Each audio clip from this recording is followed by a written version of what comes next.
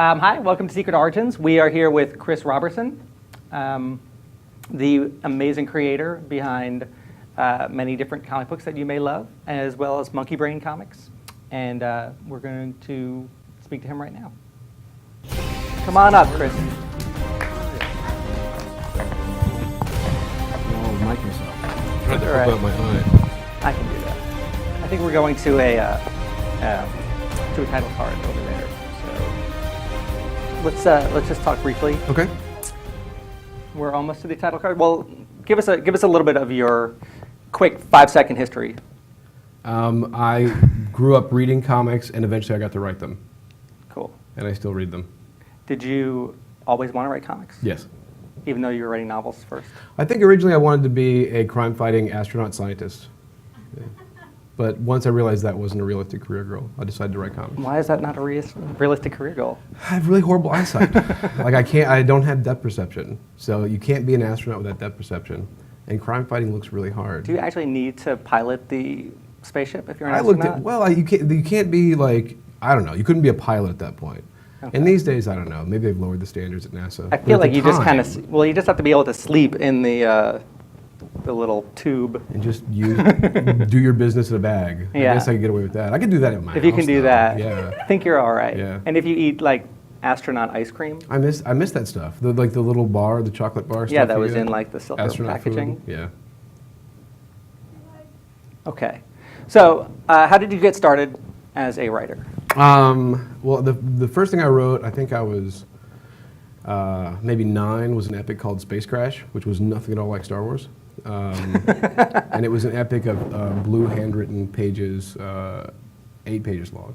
Mm-hmm. And there was never a sequel. It just addressed all the questions in the beginning. And then was just writing through middle school and high school. I finished my first novels in college. Wanted to write comics, and so started like aggressively pitching comic publishers in the late 80s, early 90s. But I was horrible, and that doesn't work anyway. So spent the next 18 years trying to do it. And along the way, I accidentally became a novelist. I ended up publishing like 12, 13 novels. But then finally broke into comics after I had basically finished my novel career. I was pretty much done. I was going to have to start a new name to start over. But that was about, I guess, 4 years ago. Finally broke in at writing comics. After writing novels for that long? Yeah. Did writing novels help you get in the door at comics, or was it totally unrelated? Yeah. Okay. Because before that, I'd had a lot of friends who wrote comics, and I would just hang out, and I knew people that were professional writers and artists, and they would try to recommend me to their editors, but I was just some guy, so no one cared. And also my friends, they're all freelancers, so they were pretty much disregarded by editors anyway.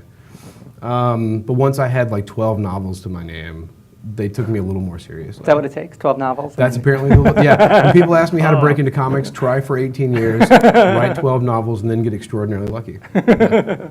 That's all it takes. In Austin, you had a writers group that Yeah. okay, so tell me a little bit about that. I moved back, I went to college in Austin, moved away in 92, taught middle school, lived in San Francisco for a while. Moved back in 97, and as I always did, my social circle inevitably revolved around the comic shop. I would go in several times a week, spend all the disposable money I had. And Bill Willingham had moved to Austin a year or two before that. Mm-hmm. And so one of the guys, a guy named Mark Finn, who worked at the comic shop, I got to know. And Bill knew Mark.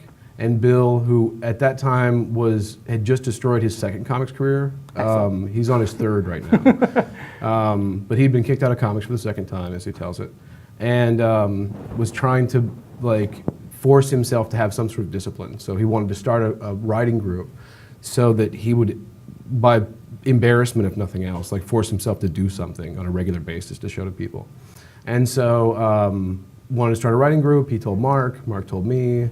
I dragged in my former college roommate, Matt Sturgis, who went on to write a bunch of stuff for Vertigo and elsewhere. And that started up in, I think, end of 97, beginning of 98, and ended up mutating into a website, then a web publishing concern, and then a small press publishing concern, doing POD stuff, and then imploded when we hit the 30-minute mark in the VH1 Behind the Music special, when we all hated each other. And then didn't speak for years, yeah. And now we're all friends again. It really went down that hard? Yeah. Who had the major drug addiction? It was none of that. That's the sad thing is it was such a sad geek version of a VH1 behind the music special. And I never, there's nothing even scandalous or interesting to talk about. It was just like, it didn't work out. Basically, doing business with friends, even when no money's concerned, can be treacherous. So. And so was that, was it because it grew beyond just the writing group? Yeah. Once we became a publisher is when things started going off the rails. So the idea was, we were this writers collective, and it was in the early days of print on demand, and we were all very starry-eyed about like what they would do for publishing. And in the fairly early days of the internet, I mean, we were doing this webzine in like '98, I think, and ran from '98 to about 2001, 2002, and just churned out tons of stuff, and then started publishing our own stuff, and it was complicated because any of those kinds of things take a lot of time to do and a little bit of money. So we all learned a lot from it, and I learned enough from it on just the publishing side that I then took that skill set and started Monkeybrain Books almost immediately as a small press print outfit, publishing nonfiction genre studies or short story collections or art books or encyclopedias. We I think the first title we published was Jess Nevins's Annotations to the League of Extraordinary Gentlemen. Which ruined us because it was an immediate success. We sold through our first print run in like a month. Sold through another in pretty short order. And we thought, this is easy. Like all you have to do is print stuff and everybody wants to buy it. And then we lost a lot of money over the course of the next few years. Because of the initial success and thinking that they would all reach that level of success? And they didn't. Okay. Yep. And so what happened? Is it that you overprinted, or you just got too ambitious and did too many books? No, just we were guilty of hubris, but it was more in the abstract. We never printed more than a handful of books a year, and it evened out. So the successes would always kind of take care of the ones that didn't. But it meant that my wife and I, we didn't have a kid at the time. We both had day jobs, and all of our disposable income was basically constantly being sunk into printing cost, and then waiting to get that back from distributors at some point in the future. And it would all even out eventually, but there'd be all these cash flow things where we have just sunk God knows how many dozens of thousands of dollars that we're not going to be able to touch for 9 months or whatever, hoping we'll get it back. I always describe publishing as, small press publishing at least, as digging a hole, burying a bunch of money in it, and then hoping that a year later you can find that hole again. And usually we found the hole, but not always. And you keep going back though into self-publish or small press publishing. Well, the last print book that we did, I guess, was on the order about 1.5 years, 2 years ago. We started getting better at picking the ones that would do well, and so most of the ones we would do very well. Basically anything that Jess Nevins wanted to do, like his Encyclopedia Fantastic Victoriana. We did a lot of short story collections by a British fantasy and horror writer named Kim Newman. Those all did really well. But ultimately, it was just a lot of time and effort. And then once I started breaking into comics, the return on investment in terms of time and money was pretty low. And the bookstore market has its own share of problems. Like, we saw the Borders closure happening way in advance. We are not Nostradamus, we're Cassandra. We just run around and no one believes us. But we spent like a good solid 2 years trying to figure out how do we really wanted to do comics too. We couldn't figure out the overhead of it. And we spent about 2 years while I was gaining a whole new level of disillusionment with the mainstream comics market, and mainly with mainstream comics publishers, and mainly with DC. Right. Figuring out how do we retool what we know and what we can do to do it digitally without all the print cost overheads, and just do a way of just cutting to the bone and letting things find an audience over time, rather than just risking the money up front. Right. And that led to the launch of Monkeybrain Comics last year. Now go back a couple of steps before we get to there. When you're doing the original writing group and you decide to publish, and you're saying that you learned lessons there that helped you start Monkeybrain Books, what were some of the lessons that you learned there? Well, I mean, on a personal level, it was just the skills of writing on a regular basis and then bouncing it off guys. In terms of publishing, it was everything from the sheer practicality of learning how to lay something out. I mean, I had to teach myself how to use Photoshop and InDesign and things like that. My wife and I handled all the liaising with the distributor, and well, we didn't have a distributor at that point, so it was retail, but with the printers. So I developed this weird skill set of knowing how to get printing quotes and paper stocks and things like that. And also just establishing relationships with retailers and things like that, and reviewers. So that when Clockwork imploded in its then current form, I had this weird skill set and disposable income because of our two incomes and nothing to do with it. So just figured, what the hell, I might as well make a publishing company. And so in terms of managing the personalities when it went VH1 behind the music, did you take anything away from that in how you conduct? Oh yeah, because when we ultimately reconciled, and it was only a few years later that we ultimately all reconciled, it was all just really pretty venal, petty stuff. I mean, it wasn't, and I think it was actually other experiences where really evil, psychopathic scumbags ripped us off that I was able to look back and go, that was nothing. You know, like that was a squabble. Like, there's no reason to hold a grudge there. These are scumbags that should be run over in the street. Other people. We're not up to DC yet. Just no, that's no. okay, so then you go through the books company before expanding into comics. And what did you learn there that helped you? Well, just the realities of how the retail market works. I mean, we learned a lot about making books, but we also learned a lot about how books are sold and how retail works, and what does and doesn't work in terms of promotion, and just the realities of, in many cases, we would have things that we knew were great, but the realities of print sales being what they were, they didn't have time to find their audience. You know, they've got a limited window of time that they could be available for sale. And this is, I think, attenuated in the direct market in the comics field because it's basically tied to a month. I mean, publishing is more kind of in seasons. So there's a better chance that something will find its audience. Whereas you maybe have a week or a few weeks or a month in a comic shop before that stuff gets cycled out, if it gets stocked in the first place. So yeah, like thinking about how would you do this differently, or how do you structure a system that basically doesn't reinvent the wheel but figures out a way around all these pitfalls that we've encountered. That's probably the biggest stuff we learned there. And so most of the people watching are probably more interested in becoming writers than small publishers. But do you feel that the small publishing side aided you in navigating as a writer? Or the things that you learned that were unique to that helped you with writing? It did. I mean, there were definitely pluses and minuses.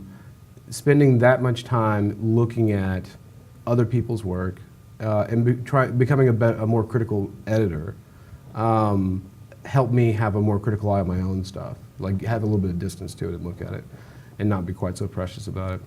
It also meant that when my first published novel came out, I'd been a small press publisher for a few years by that point. So someone else paid me in advance, got a legit illustrator to do a cover, it was stocked in stores, it was reviewed all over, and it was completely hollow because I was like, I have access to BookScan. I know exactly how many copies of that book are out, you know? So I was never able to step back from it and just enjoy the moment because I was so caught up in the mathematics of what was going on that I wasn't able to enjoy it. Did you feel that the books were better served when they were at a bigger publisher than when you were doing it yourself? No, I found that like one of my worst experiences was with probably the biggest publisher I dealt with, like one of the really big New York outfits. And some of my best were with the small ones. And I don't think it's a this is bad, this is good. It was that it's a fairly level playing field, you know, with some considerations. I mean, you can do a little bit with in caps and marketing and things like that, but it basically boils down to, does a reader buy that book and enjoy it? And access, like if you can get the thing on the shelf. I mean, we had books that I published that performed as well as books published by giant multinational corporations because they had an audience. And those books probably would have done marginally better from a giant multinational corporation, but you know, what it boiled down to was the audience was out there, was able to find it. So, yeah. And so you transitioned from writing novels. Did you go directly to DC from doing novels? Yeah, because I can only type. I have no actual talent. I can't draw or anything. And I was painfully unsuccessful at convincing artists to work with me. Because I think so many artists get so many come-ons constantly from guys who want to be writers. You know, like, oh, collaborate with me. Just particularly on the internet, just constantly bombarded. that I would do my level best to like find artists whose work I really enjoyed, who were like people starting out, who I thought were good, and I was like, let's collaborate, let's build something, let's make something happen. And I think I was categorized along with every other nutjob who wants to write his manifesto.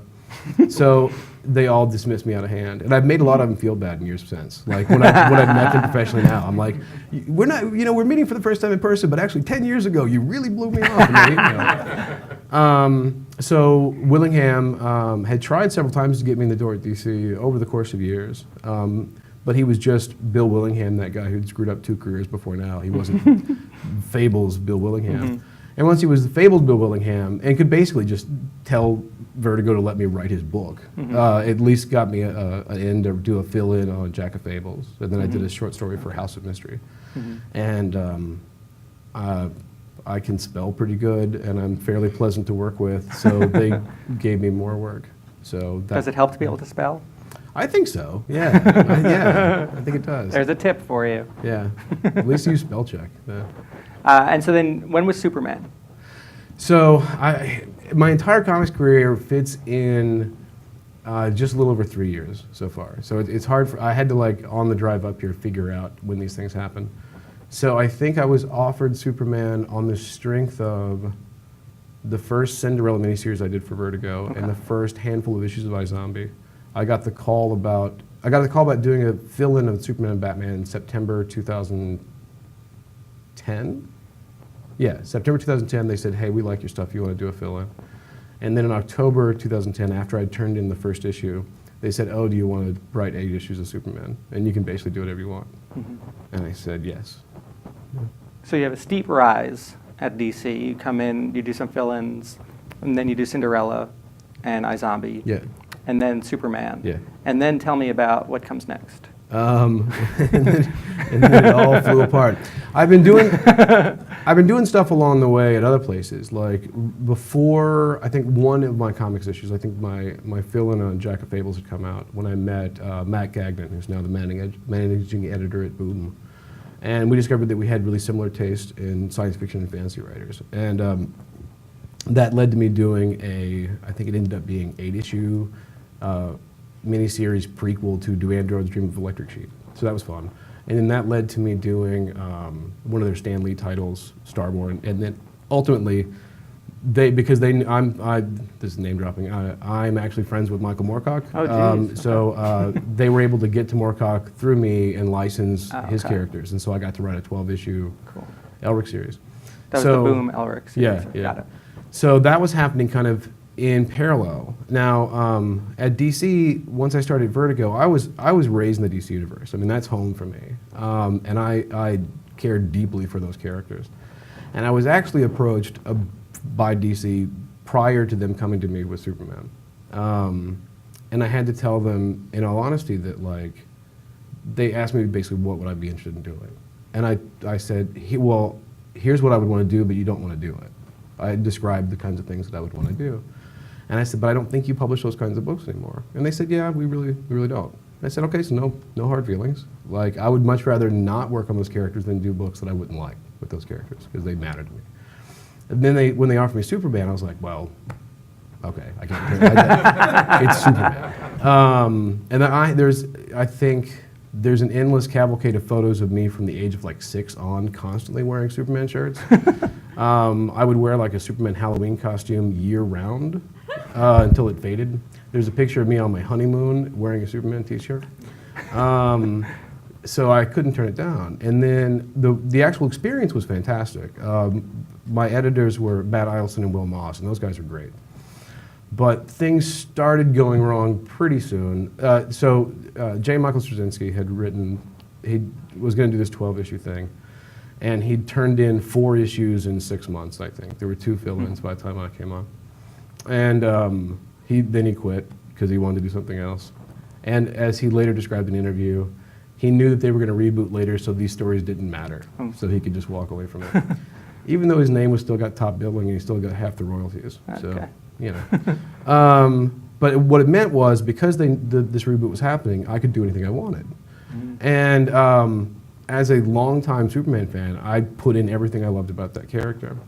And about 2/3 of the way through my run, I had resurrected a very minor supporting character from the early 90s who was an Arab American immigrant in Metropolis who developed superpowers at the age of like 13 and is inspired by Superman to become a hero. And I was like, well, that's a really cool idea. And you know, it kind of parallels Superman's story being an immigrant from another planet, coming here and adopting our values and culture while retaining something of his own. So it'd be interesting to like revisit that kid, now a few years on, probably a college student, but like recast the Superman story as a guy from a country where people are brown skinned and have different religious beliefs than the majority of Americans, and see how that would impact things. You know, would people be as happy with a superpowered Muslim flying over their heads saving the day as they would about a Kryptonian? And I thought for sure that DC would shoot the idea down as soon as I suggested it. They would say no, and I would say, fine, I'll do something else. But the editors liked the idea, and so I did a script. The character was redesigned, covers were done. John Cassidy did a fantastic cover for it.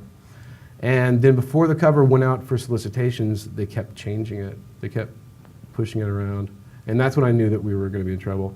They were changing the cover, or they were changing? Okay. Oh, yeah. So the cover got changed first. So originally, it was a Superman shield with the Arabic letter S on his chest. Okay. And the editors thought it was cool. I spent like a month designing it, like with compasses and rulers and stuff. And right before the solicitation went out, they said, yeah, we can't do that. We can't put an Arabic letter in a Superman shield. And I said, well, what if we just made like a triangle or something? They didn't like it. So ultimately, it was just going to be the letter without a symbol around it. But then before it even went out, they cropped it even more, so you couldn't even see that. And so it was just like his face. And so people would complain online about how bad Cassidy's composition was on this cover, and clearly he's lost it because it was just weird. So they're just zooming in further and further on that same piece of art. Yeah. Amazing. Someday in a drunken moment I will release the original cover, because I've got it. I've never done it yet. But anyway, so I turned in the script, and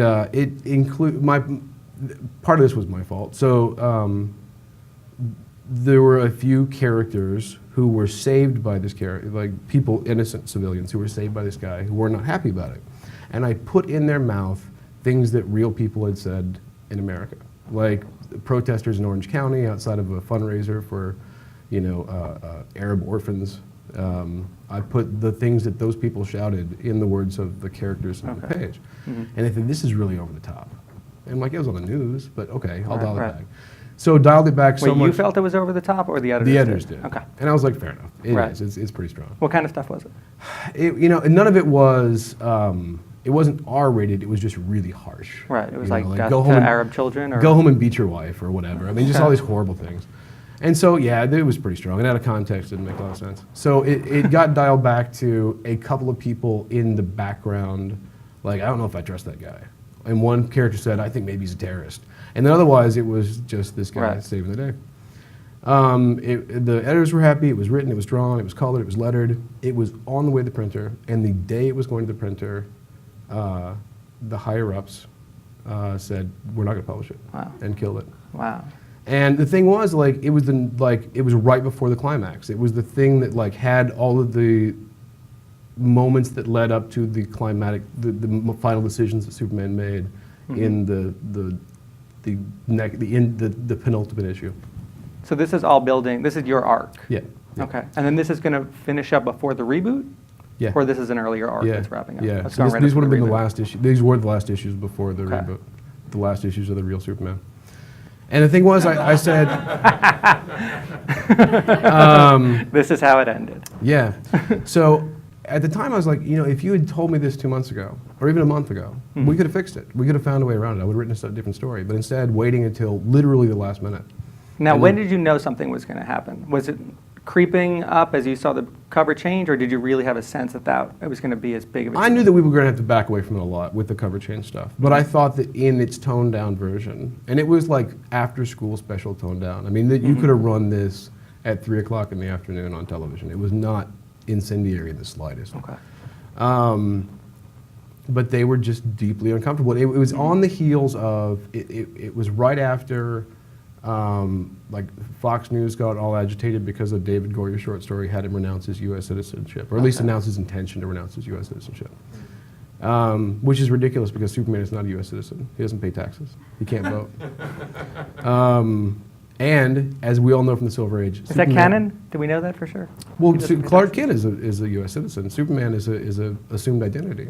And Can I not pay taxes if I have an assumed identity? Well, one of your identities will have to. Yeah. And in the Silver Age, they established that they addressed this problem entirely under the Mort Weisinger years by saying that he was a citizen of the world. Like he went before the UN General Assembly and was welcomed by all members of the United Nations as a citizen of their countries. Anyway, at that point, I was like, I'll do my best. I'll finish this up. But I don't want to do this anymore. Like, it was just not fun. And I didn't feel like I didn't feel confident that if I were to continue working for them, that the same kind of thing wouldn't happen again. So what happened that month? So they didn't tell anybody. So they told me, and They called you up and they said, I got a text message, yeah. That, Okay. and They broke up over text. that weekend, I just kind of put on Twitter like I just got some bad news. I'm kind of peeved, and Kurt Busiek got in touch with me because they had Kurt Busiek was told that same day that they were running a story of his that they had shelved 4 years before, and they had shelved his story. And this is my conjecture, not Kurt saying this, but my conjecture is the reason that story was shelved 4 years before is that it mentioned Superboy, and that was in the middle of their lawsuit with the Siegel estate over Superboy. Okay. And they had come to, they were in a stronger position with that. Three-card money. Yeah, it was nuts. Okay. So they ran the story that had nothing to do with anything, just in the middle. Wow. But they have still, by the way, they have still not changed the DC website. So if you go to the listing for issue 712 of Superman, the description is my story. Still now. Anyway, they didn't tell retailers. They didn't tell anybody until the day before it hit shelves. Oh my God. Yeah. But you announced it on Twitter. You knew what, a month beforehand? A few weeks? So I didn't say exactly what's happened. I said something had pissed me off, and peeved you off. I probably said pissed. So my wife does political media for a living. She's really good at it, and as we've discovered since, DC is horrible at marketing, like at public relations kind of stuff. So. We were like, somebody needs to at least let retailers know this is happening, or like something, or address what's going on. And they wanted me, the DC PR people contacted me and asked me to give them a quote that said that I was responsible for killing the issue because I realized it was bad. Wow. It was badly written. And I said, no. But we also know everyone in the comics press. And so we're like, this story's gonna come out as soon as DC tells anybody. Would you like an interview in advance? Oh, wow. And so lined up press that basically hit as soon as the news came out. Okay. Basically saying this is not my decision. And also saying quite frankly, I don't own these characters. And if they had told me in advance to change it, I would have changed it. We were not given the opportunity to change anything. And I think it's unfortunate. And I was not DC's favorite person after that interview. I mean, that's a hard style. You gave the interviews before the announcement, Yep. but with an embargo. Yep. Okay. What did you feel when you did that? I mean, you're burning a bridge there at the very least, right? It's a bridge I didn't want to walk over again. And honestly, so as I say, like I have a deep and inviting affection for those characters, and so much respect for the people that worked on them over the course of decades. And I feel that they're part of our cultural heritage. I feel like Superman and Batman and Wonder Woman and the Justice League belong to us culturally in a way that Robin Hood did to people in England at a certain time, or King Arthur. But through an accident of copyright reform, they still belong to a corporation. Whereas at any other point in human history, those things would have entered the public domain by now, or become part of the common culture by now. And I don't think that they're being best served by the executives in charge, at least on the print side. I think that they do us culturally a disservice by doing a bad job of presenting those characters. And I just wanted to distance myself from it. I didn't want to be party to it. So when they make those kind of decisions, because I got contacted when the solicitations went out that talked about this Muslim American hero, I got emails from like Muslim American comic fans who were excited to read it. Sure, yeah. And I had to then, you know, stand by and watch them say, DC say they decided it didn't fit the storyline, so they killed it. And I was like, I just don't want a part of it. And that said, it wasn't like I was blacklisted or whatever. I was clearly not their favorite person, and there were not a lot of people came over to shake my hand when I signed to the DC booth after that.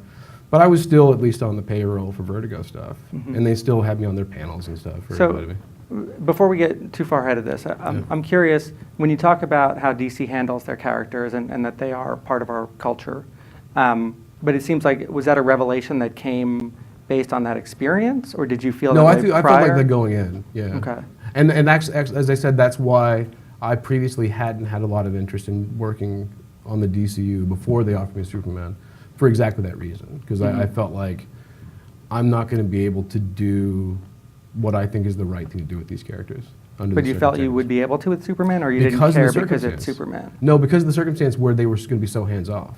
Okay. Because this was a storyline that was started. By that point, no one really cared. And because they had big plans in the works, they basically gave me carte blanche, and I could do whatever I wanted. And so I really felt like I was able to turn those 8 issues into a statement of what I think that character's for and what he does. As an aspirational figure, but also how he represents the, you know, truth, justice, American way, and what those things mean. That it's not about, you know, foreign policy, that it's about that idea of America and life, liberty, and the pursuit of happiness. Which is why it was ironic that this week after the David Goyer story came out, my next issue ends with Superman standing under a flag talking about how it's great that immigrants can come here, adopt our values, and this is what America's for. So, yeah. So, okay, so you're in your studio or your writing space, you're wearing your Superman costume, you get the text. Pretty much was. And the text says, "We're not running this." Yeah. How did you feel? I was mad. I thought I was fired. I thought that was it. I honestly thought that I wouldn't do another issue. So yeah, Kurt Busiek contacted me and let me know that they were running his instead, which was cool. And then they sent me his comp, so I had to mail them to him because they're a crack operation over there. Yeah, I mean, but I knew that things weren't going to go well up until that point. But then when that happened, I'm like, you know. So you saw it coming. It wasn't like it just hit you like a ton of bricks. Yeah. Okay. So then you continued working at Vertigo, but no more DCU. Yeah. Okay. And I told everybody, like I had nothing but high regards for my direct editors, for Matt Allison and Will Moss, and I told them, like, I'm never doing this again. Like, you guys are awesome. I will never work here again. And yeah, I went and continued to do my Vertigo stuff. But at the same time, I could see the writing on the wall that my Vertigo stuff was probably going to get canceled pretty soon anyway due to sales. Okay. So it was sales? It wasn't to do with... It was sales, yeah. Okay. Yeah. And if you could, you know, knowing then what you know now, would you still have done the Superman? Yeah, I got to write Superman for 8 months. Yeah, hell yeah.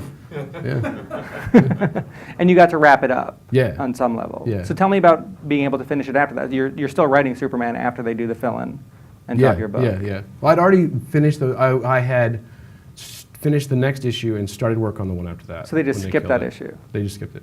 And so when they came out, there was no chapter 10.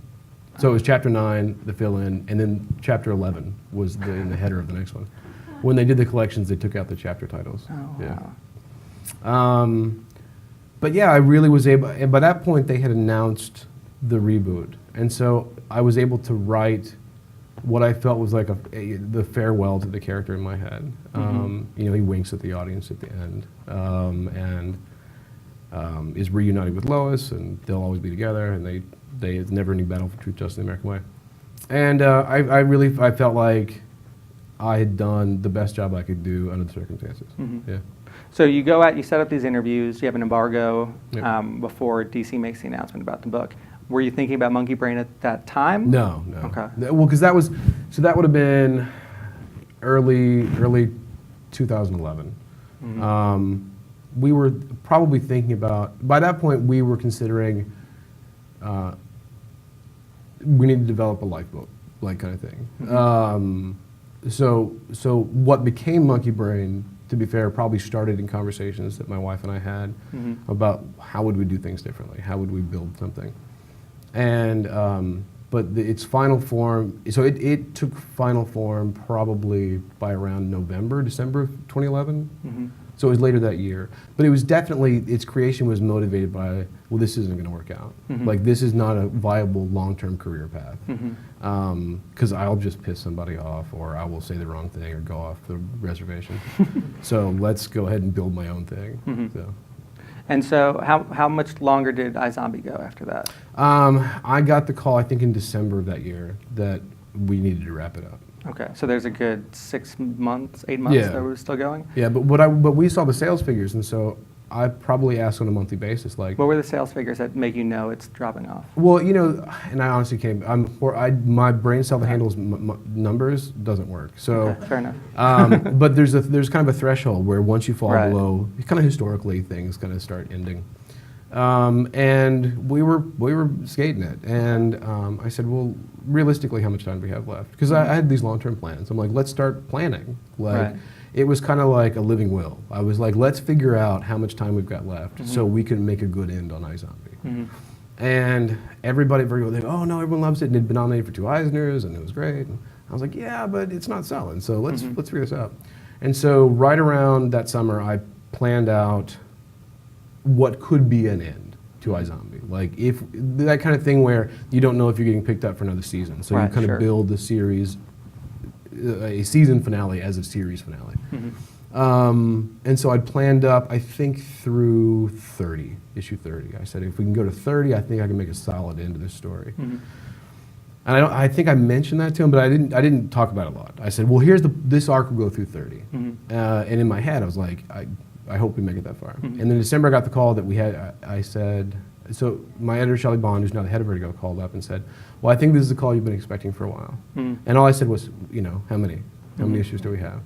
And she said, we get till issue 28. And I said, I can make it work. You know, like, it was far enough out. I'm like, I'll have to scrunch it up a little bit. It's 2 issues shorter than I'd planned, but I can make it work. And so the end that we got to was the end that we'd planned basically since the beginning. It just was a little foreshortened. And your co-creator on that is Mike Allred. Yeah. And you did the whole thing together. Yeah. Now, when the Superman stuff happened, was he like, dude? I apologize to all my collaborators. Like, when that stuff started happening, and particularly later when I much more publicly had a falling out, I kept my mouth shut as long as I did because I didn't want to get Mike and Laura Allred in touch, or Bill Willingham, people who I felt like had trusted me. Yeah, Bill brings you in the door. I know. And you're like, what? Slam it in his face. But they were fun. I mean, like, whatever. I kind of let everybody know, and no one was surprised, by the way. So, like, they all know you. This is stuff I've been complaining about nonstop, and everybody editorially that worked with me at DC and Vertigo, no one was surprised because I had been making these concerns and complaints very vocal to them for a long time. And by the time that I got the word that iZombie was being canceled, I had an open door to pitch there, and I was like, thanks, but no thanks. Like, I like you guys a lot, but I think your bosses are asshats, and I'm never doing this again. Now, who are the asshats? Is Vertigo? No. Okay. You like everyone at Vertigo? Yeah. Okay. Let's get on the record. Who do we like? Who do we not like? Everybody, it's one of these things where everyone from Carenberger down was fantastic. But they reported up a corporate chain that would make bizarre So decisions. This is almost like Warner Brothers. Does it not go that high? No. Okay. I hesitate to even say a name because that kind of... I don't want names. I'm just trying to figure out. You were happy with the people you were directly working with, your editors, and Team Vertigo you were happy with. Okay. And on the DCU side, I thought those guys were great. Okay. None of my concerns were the editorial. They were all with high executive decisions that were being made. Yeah. So you would get notes from executive. They would trickle down through the editors? Yeah. Okay. And how were your editors when they were telling you this stuff? Because they know they're going to tell you something that's going to bum you out. Well, I mean, because at the end of the day, it's a work for hire gig. And if you tell me, here are the parameters, I'll say, fine. You know, I'm working for you. I'm doing the thing. My concerns were never with either script notes. So script notes were fine, too. The problems always came in with arbitrary last-minute decisions or things that were decided too late to do anything about it, or just bizarre. Yeah, so those kinds of things. Because editorial notes, I'll work around those. I mean, it's an interesting challenge. Like, if I can't do that thing, I'll do something else. Let's work together and come up with a good solution. And that, like, my work experience with the Superman editors, Idelson and Moss, was one of probably the best collaborative editorial experiences I've ever had. Because those guys, they're just really sharp and canny, and they had great notes, and they made the story better. And then their bosses came in and screwed things up. Yeah. And so you were angry. You find out December, iZombie is done. Yeah. And that's the last book that you had. I've been contracted to do, I've done 2 Cinderella miniseries that spun out of Fables, and I've been contracted to do a 6-issue arc in Fairest, which was going to be they originally contracted me to do a third Cinderella, and it got rolled into Fairest. Got it. And that had not happened yet. Right. I'd started working on it, but it hadn't happened yet. Okay. So now we're moving into December, which becomes a much publicized period of you. Actually, that wasn't until later. I didn't publicly complain about DC until before Watchmen was announced in March. Okay. Yeah, so March of last year. But there was buzz. No, I mean, coming off the Superman thing, getting your to other be book fair, canceled. I would get drunk and go on podcasts and complain about it. But that was entirely on things like them canceling that one issue of Superman and stuff. Right. Yeah. Okay, so then was it before Watchmen that inspired you to come out? Before that, I had already told everybody that I worked with at DC, once I'm done, I'm not doing it anymore. Like, I've agreed to do this 6 issues on Fairest. But I don't want to pitch any other things at Vertigo. I don't want to accept. I'm not going to seek or accept any other DC work. I'm done. You guys are great. This is not fun for me. There's easier ways to make money. But I was just going to kind of quietly, slink out the door. And then, man, when they announced before Watchmen, I thought, I honestly was getting my kid ready for school, and it was the morning, and my wife says from across the room, this thing. And I was like, I honestly looked at the calendar. I'm like, is it April 1st? Like, this can't be real. Particularly with the names attached. I mean, some of them are good, but man. Anyway, it's really just the one name. I don't like J. Michael Straczynski's work. And he says things that are odious. I don't know the man personally, but man, he said some horrible things. Is there something in particular? Oh, his defense of, well, they screwed over Siegel and Schuster, and they screwed over Kirby, and they screwed over Ditko, so why shouldn't I join in? Like, what, Right. Defending before Watchmen. Yeah. Right. Whereas everybody else was kind of like, at least mitigated their response. Like, yeah, this is kind of iffy and feels wrong, but, there's legal room to maneuver, and we'll try to make a great comic. Right. He was just proudly defending, no, he signed a bad contract, screw him. Right. Like, what kind of defense is that? That's nuts. Yeah. So when that happened, I was done. And I had, I think, one more script of iZombie to do, and turned it in. And all I was doing, I didn't really expect, it was not a huge public declaration. It was intended as, for the few thousand people that talked to me on Twitter, who would ask me occasionally what was coming next, or was I going to work on Legion of Superheroes, or was I going to do this thing. It was me saying on Twitter, sorry guys, I'm not. Like, I don't want to work there anymore. And in the most neutral of terms, saying my concerns are their treatment of creators and their general business practices, and I'm not comfortable being associated with them. And that's all I said. But it was a watershed moment. And that blew up. Yeah. I guess it was a slow news day, or, because... Well, I mean, you gave an opinion at a time where everybody was talking about before Watchmen and what it meant, and that, that was a really big moment for comics in general. And I think that you stepped in and added your voice when no one really knew what to make of it, and it was important at the time. And I mean, it's important generally speaking, but especially at the time, kind of all eyes turned on you. Yeah, I was a little kid trapped in a well, and like the whole nation was watching. What ridiculous thing is he going to say next? No, but I tried as much as possible to. So when that happened, so basically, I made those 3 tweets, basically in response to people on Twitter, like, what are you doing? I'm not going to do anymore. Bleeding Cool picked it up the next morning, ran it. Within an hour, I got a call from Karen Berger that Dan DiDio had read Bleeding Cool and said, I'm not working there anymore. And I said, okay, like, I don't want to work there anymore. I had only said that I was going to finish my contractual obligations because I felt that that was the right thing to do. Like, I would have quit if I didn't feel like I owed you guys that. So it was no skin off my nose. How was Karen? I think Karen's great. No, I mean on the call. Oh, she was, I don't think Karen, I'd had conversations with Karen for several years about all this kind of stuff. And so she knew where I stood. And I think her feeling was, it seemed like she was a little worried that I was doing damage to myself professionally and that I should be careful what I say in public. But I was like, I appreciate that. And I think you're great, and I think Shelley's great, and everyone there's great. But it's worth it to me to possibly risk career immolation, not to be associated with the horrible decisions of Dan DiDio. So, yeah. So we only have a couple minutes left, but quickly, if you can talk about your transition from there to Monkeybrain. And then all the positive stuff, yeah. So nobody really cares about that, so let's just quick. So I've been building this lifeboat over the years and figuring out a way to retool Monkeybrain books into something that would be digital. Not that quick. I'll get there. And so months before this whole thing happened, months before Watchmen was a twinkle in anyone's eyes, I'm sure they've been, anyway, before that came out, I had started approaching creators about doing creator-owned stuff that we would distribute to an imprint that we had set up at Comixology, Monkeybrain Comics. We did the deal in December of 2011 with the goal of launching titles last summer, and spent like a good 6 months or so like queuing stuff up. And at first it was built to be a place I could make my comics and sell them. And once we had created the structure, we were like, oh, we could expand this model and invite in anybody that we like.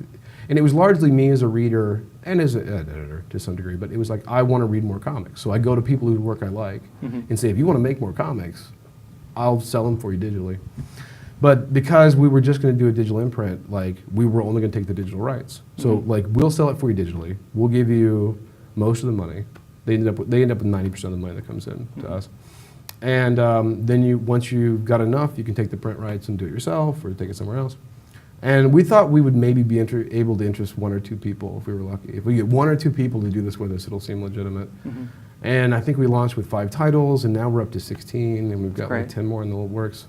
And just announced this week, like a couple days ago, because we don't own print rights, the creators are free to take the print rights wherever they like. But it benefits all of us if more people read these books. And so we were able to announce kind of collectively between us, IDW and Image, that there are a number of print collections starting to come out in June. The first collections come out in June, and then they'll follow kind of on a somewhat regular basis after that. So far it's just Image and IDW, but there's a couple of other books in the works at other places that will be announced hopefully soon. Awesome. So if you love creators and creator rights, and you hate Before Watchmen particularly, then you should definitely support Monkeybrain Comics, monkeybraincomics.com. Monkeybraincomics.com, yeah. Cool. Thank you so much. Sure. It's great talking to you. Yeah, thank you.